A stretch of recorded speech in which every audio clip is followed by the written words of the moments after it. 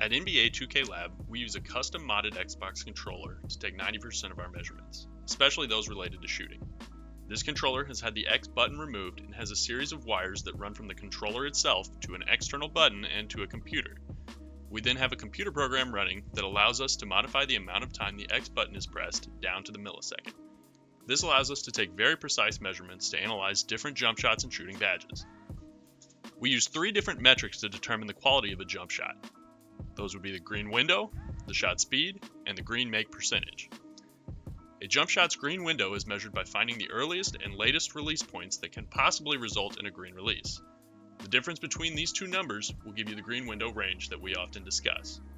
For example, a jumper with an earliest green release of 475 milliseconds and a latest green release of 505 milliseconds has a green window resulting in 30 milliseconds. The speed of the jump shot is determined by adding the 2 green window measurements together and dividing by 2 to get the absolute peak of green likelihood. The lower that is, the better, because it tells you that you can get the jump shot off quickly while being in an optimal release window. In the example mentioned before, the jump shot had a window from 475 milliseconds to 505 milliseconds, giving you a combined total of 980 milliseconds, which divided by 2 would give you a peak release timing of 490 milliseconds.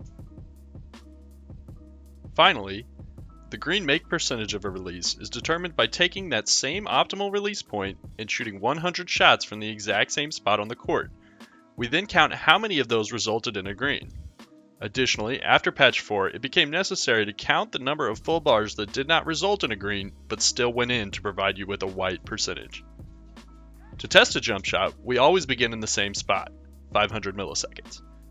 We then find the lower limit by moving down in increments of 5 until we start or continue to see green releases.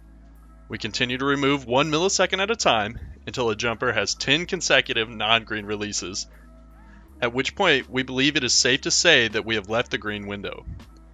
We then use this same method to find the upper limit of the jump shot.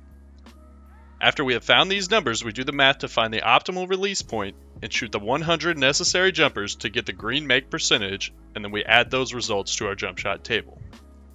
We will continue to update these jump shot numbers as additional patches come out so that our premium members will always have the best information available when picking out their jumper.